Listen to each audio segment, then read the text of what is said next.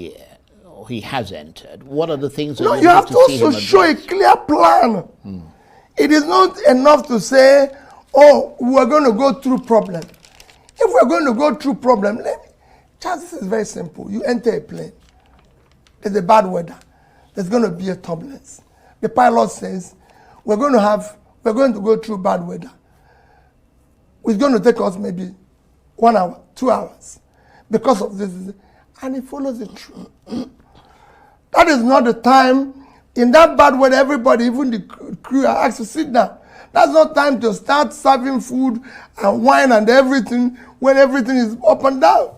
That's why we're there. We're in turbulence and people are still dancing and everything. I always say what happened to the Titanic is what is happening in Nigeria. While the plane was going on, the people on the upper deck were busy dancing until the whole thing collapsed. That's what is happening now. We should change and do things rightly. We can change and manage corruption and everything. Charles. That's another one. So you tell me how, if you don't really have any real problem, like if you don't have some personal mental problem, how could you fault that?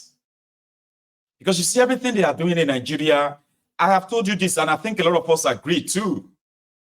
It's not by mistake, no be mistake that they spent 21 billion to build us for shitty man. No be mistake that they are spending over 60 billion naira on June 12th, Democracy Day. They haven't told you that. You don't know that, do you? Right. This whole drama of yesterday, they fall over and everything is over 60 billion naira. And they are bragging that it is actually very cheap compared to what others have spent before, but they are hiding it from you. No be mistake, right? That they are buying themselves cars, yachts, building themselves new houses. It's not mistake. It is all, you see all this poverty that you are witnessing today, the economic saboteurs that are stealing this money. It is not a mistake, it is all predetermined and intentional. I have told you this before, if you don't stop them, they won't stop. And this is just the first year. You still have another 7 years to go. And if Kolu have his way, it's probably going to be another 9 years to go. Right? I mean, if they could smuggle in a 6-year term, that means you can probably do 10 or even do 16 years. Even die as your president. Because as we speak right now, we have more Nigerians who have been mentally imprisoned. If they put some of these Nigerians who are walking about, enablers, who have been mentally imprisoned, if they put all of them in prison and release all of those ones in prison, there could actually be an improved Nigeria to some extent. You know why? In prison, if you don't give them food, if you cram them up too much, they will revolt. If there is overcrowded prison, they will revolt. They will disrupt everything until something is done. They can endure for few months. Once it becomes unbearable, prisoners will revolt. And the administrator of the prison, they have to do something, or else people will die. But you see those ones who are walking about thinking they are free. Thank God I'm not in prison. But he is afraid to go challenge the criminals that is making life hell for him, taxing him without providing any support. He is afraid he doesn't want to be killed. A prisoner could barely take pain, discomfort to some extent. Here you know. So if you take some of these Nigerians and lock them up and release all of those ones in prison, and they realize that they have to pay so amount of money for electricity, they have to pay this, and they know they have the number. Do you think that they won't face all these gun-wielding, uniform-wearing terrorists, called policemen, DSS, and army in Nigeria? Do you think they won't face them? Many Nigerians are prisoners, but they are prisoners without a prison wall. And that makes them feel like they are free. They are not prisoners. So they go to mosque every Friday to thank Allah for them not ending up in prison. Yeah? They go to church on Sundays to thank Jesus for keeping them out of prison. But they are actually in prison because they can't stand up and face those who are making life hell for them. They cry. Put the camera in front of them, they will scream and cry and lament. But they do not even have the confidence or the courage to face those who are deliberately destroying them. While those ones are feasting, they are telling them to continue to fast. They are fasting. Their criminal leaders are feasting. And most of them are even giving excuses for them. So that guy is doing the job, and he is doing the job of a real opposition. And that is Peter Obi. So that's another shot fired. Here is another shot. This time around, here is how he puts Tinubu's government into proper perspective. Just for those who are acting surprised, there are those, you know what I mean? There are those who are acting surprised today simply because they never expected that Tinubu would be this worse. In fact, there are those who believe that there's nobody that could be worse than Buhari. There's nobody that can be worse than Buhari. It's impossible.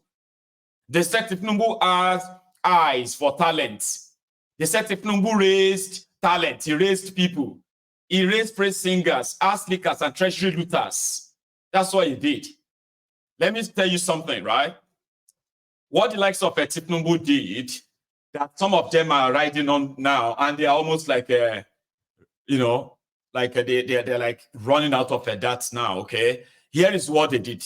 You see, Tinubu's idea of a Godfather is this. You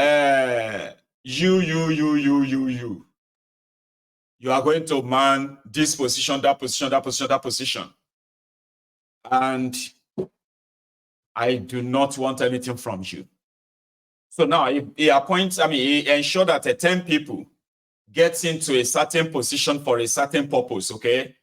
And those ones will now come back and say, Esa, we make 100 naira, 10 naira, 10 naira, 10 naira, 10 naira, 10 of them. So they will now say, Oga, we are so grateful to you for giving us this opportunity. So we have decided that we should give you all this 10 naira, 100 naira, and give us whatever you think, whatever you think is for us, just give us. Because without you, I can't be who I am. Without you, I will be nobody, sir. I'll be like, no. I did not give you opportunity because I want to take your money. No, I don't need your money. I don't need your money. Keep all your money, the 10 of you, and just give me whatever you think you want to give me from your money. I cannot take your money. It's your money. It's not my money. Say, Oga, you are like our God. Take it and give us something. No, you give me something. So you see, 10 of them will now be like, okay, how much do you think we should give Oga? This man is so good, oh. This man is a man of God, oh. Hey, he does not want to take anything from our money. So no, he must be, but let us be a good people too. Me, I will give him 2 naira. How about you? Okay, I'll give him 2 naira too. Maybe all of us should give him 2 naira. Then we keep 8 naira. Wow. You believe it? Tinubu is such a great leader. I made 10 naira. And I kept 8 naira. And somebody is saying Tinubu is a godfather. He controls people. No. If you work with Tinubu, he doesn't control people. Guess what? 10 of them who have contributed to 2 naira, they have given Tinubu 20 naira. And all of them who did the work, they are now holding 8 naira with gracious thankfulness. That, Oga, thank you, sir. Oga, thank you, sir. And that is why when Tinubu was going to convert all of the properties of a Lagos state government that he converted to his name, he didn't do it himself. He appointed Pastor Ruga, Attorney General. He appointed Isaleko Barack Obama Fashola, Chief of Staff. And they were those who have to work on all of the documentation without Tinubu even touching anything. Pastor Ruga was so grateful to the point that they had to make laws to protect all of the properties of Lagos State government that Tinubu has cornered for himself and his spouse. They will remain theirs. Lagos State will fight years, if not hundreds of years of a court case to take back a single plot of land illegally taken by Tinubu. Guess what? Because they've enacted laws to back them up, and he didn't do it. Till tomorrow, they were all grateful to him for making them. And these are the rogues, the ass slickers they call talented people. These are thieves. And they will eternally be grateful to him. They owe him. Without him, in fact, you see, it is so good that it will even give them money. Oh yeah, oh yeah, go and campaign to become this there. Go and be this there. I don't need anything from you. All I just want is that I want my company to be collecting your tax for your states. I don't need the appointment. I don't say, that's not bad, sir. We can do that. If I become governor, Alpha Beta can be taking our taxes, sir. Yes, sir, I can do that, sir. See, that's all. Man, this Ashiwaju is a good man. No? I don't know why people kind of talk bad about him. He gave me 2 billion naira to go and run for governor. And all he asked for is just to say, Alpha Beta is going to come and help us improve our tax. And they will just take small change. Do you understand that now? That's the kind of Godfather that Tinubu practices. Because look at the talent he brought upon you. Look at the talents. The talent be that to intelligent people. Economy, look at your economy, look at everywhere. But yet, all of these supposed professionals, intelligent people, when they speak, they end their speech with, Tinubu is more intelligent than them. Even Mr. President, if you listen to Mr. President, when he was talking, man, Mr. President has so much brain. Say, hey? Call you the brainiac. Is now like the professional in economy. Now here you are. Peter Obi describes, he said, Buhari was destroying Nigeria. Everybody was feeling the brunt. Tinubu came out and said he would continue from where Buhari stopped. And you are now acting surprised that Nigeria has gone into the hell. Why are you acting surprised? Another shot. Obi. I would say that President Tinubu have kept to his campaign promises. Throughout the campaign, he consistently maintained that he will continue from where Buhari stopped. And that is done very well. I would say excellent. I'll give him an excellent pass mark. And it's very simple. Dollar was 460, is now 1,005. Fuel was 238, is now about 700. Diesel was 844, is now 1,415. A bag of rice is 35,000, is now about 80. A bag of beans was similar, 35, is now about 90. Gari was 27.28, is now 49.50. A tuber of yam was about 2,007 to 3,000, now is about 10,000. Tomato basket is about 40,000, that is over 150,000. Electricity is 66 kilowatts, is now over 200. You can go on and on. Our debts, even bread, which is a basic thing other countries that subside, like Egypt, bread, smaller, medium bread was 450 naira. It's not 900 naira. The big one is 900, is 1,005. Our debt, like I mentioned, was 87. By end of last year, it was actually 97. The highest we've done within that short period. Now is over 100 trillion. In fact, this year alone, the government, through the Central Bank of Nigeria, have issued and taken from the system borrowing of over 16 trillion naira. You can imagine the interest at almost 20%. is about 3.2 trillion after 12 months. At that, last year, in a period of 9 months, we spent about 5.7 trillion servicing as debt interest on our payments. So add that. So overall, you've done well. Let's even go back to the overall of the economy. By the time he took over last year, we were still the biggest economy in Africa with $477 billion as our GDP, followed by South Africa, Egypt, Algeria, and Morocco. Today, we are number 4. South Africa is number 1 now, I think about $373 billion. Egypt is second, $347 billion, followed by Algeria, 266. And we are now 252 billion GDP economy. It's even worse when you go to our per capita. We are actually 1/4 of per capita of the list of these nations that I mentioned. South Africa is over 6,000 per capita. Egypt is 4,000 plus. So is Algeria. And then Morocco, which is 1,210, and we are 1,000 plus. So we actually gone low. We're coming from a low of per capita of 3,000 plus in 2014. So with every other thing have headed south. Adherence to the rule of law has worsened. The country has been, nepotism is at the highest. Let's look at. Would you not feel much better, even if you don't like Tinubu? Would you not feel much better if Tinubu is the one on that screen, at least expressing his understanding of what people really go through? Like grasping the basic cost of a living, the basic prices of things.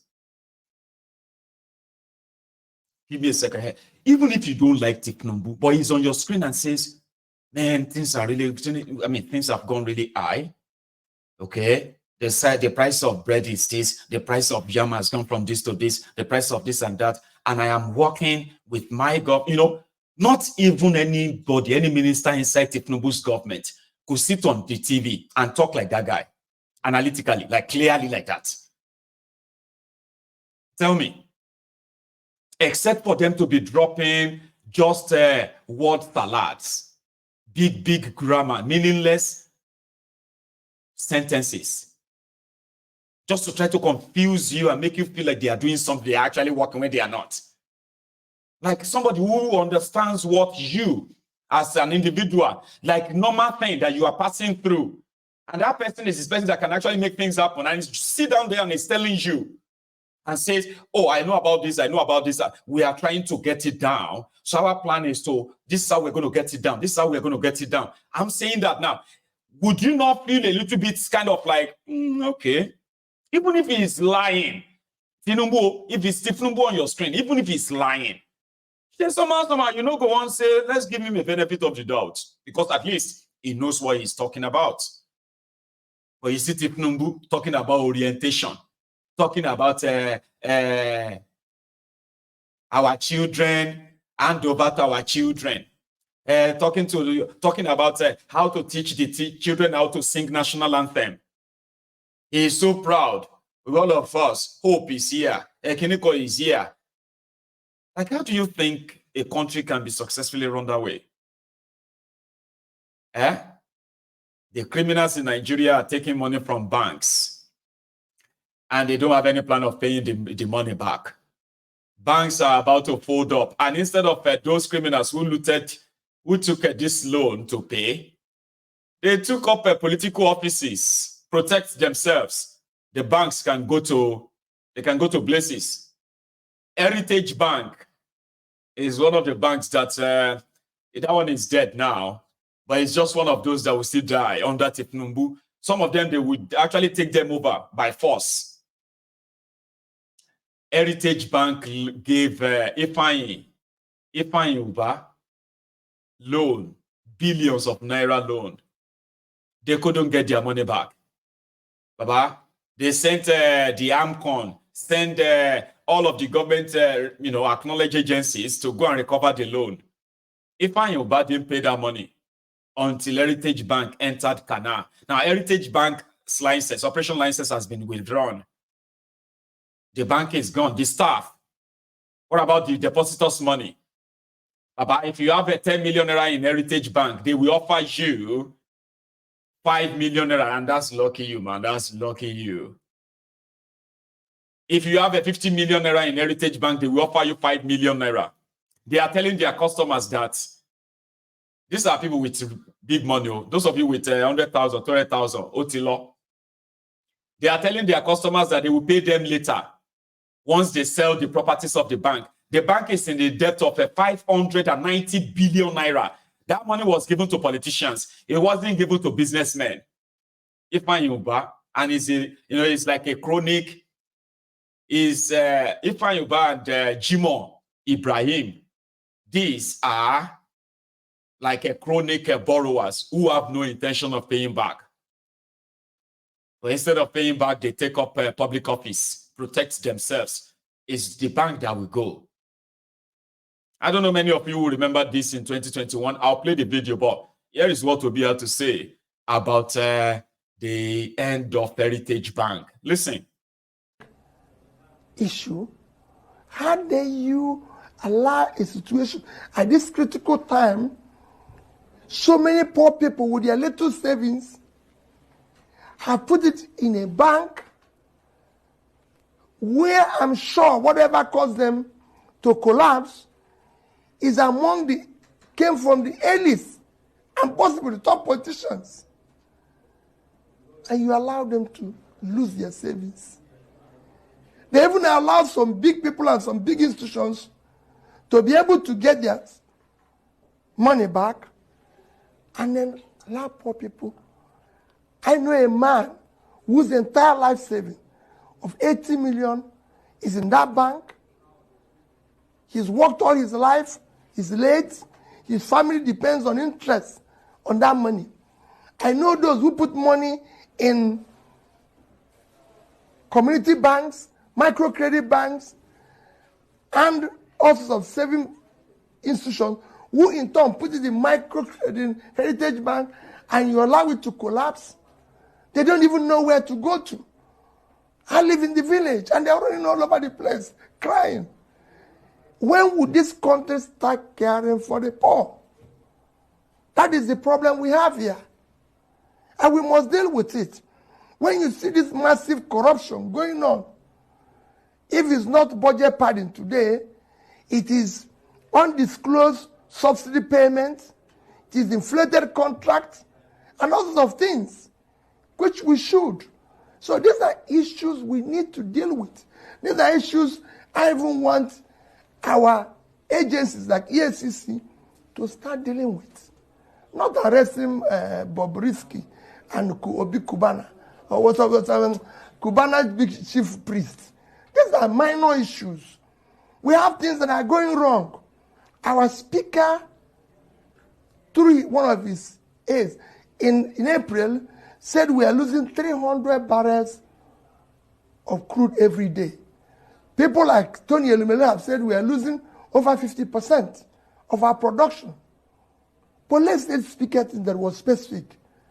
300 barrels a day, charts times 75, which is the minimum you can get today, is $22,500,000. At the rate of 1,005, it's 33,750,000,000 naira every day. Times it with 1 month is $1,012.5 billion naira, which is about what the 3 tiers of government share every month. That's where I want our agencies who are pursuing people who are corrupt to be. Budget padding in all this area. That's where they should be. Facing it squarely, not arresting Bobrisky because he dressed like a woman and spread about maybe 500 naira. I can assure you that if you call Nigerians today and say, hey, we are going to feed only women in this hunger time, it's just, I don't know, all men will dress like women and go and collect the food because we're all hungry. We will even have to dress Bobrisky. He wouldn't even know what is in dressing like a woman. It's not easy. The wigs are sold in the market and everything. Everybody will turn into. So this. In the time of poverty like this, the economic principle of Yusuf is what everybody should apply in his own lives. Eat little, save more. You don't know what is happening. Kese la nri lowo, makasakasa timbo. $1 was just 800 naira or thereabout a couple of months ago. Now $1 is over 1,000 naira. How much will it go? Nobody knows. Tori to nse falafulu. Ogba salary ikilawa. Igberaga week. Ogbera re sanle like. Eat little and save more. Aye ta nje chicken ko la wa yi ma. Aye shawarma ko ma. Aye ice cream ko. Mugari.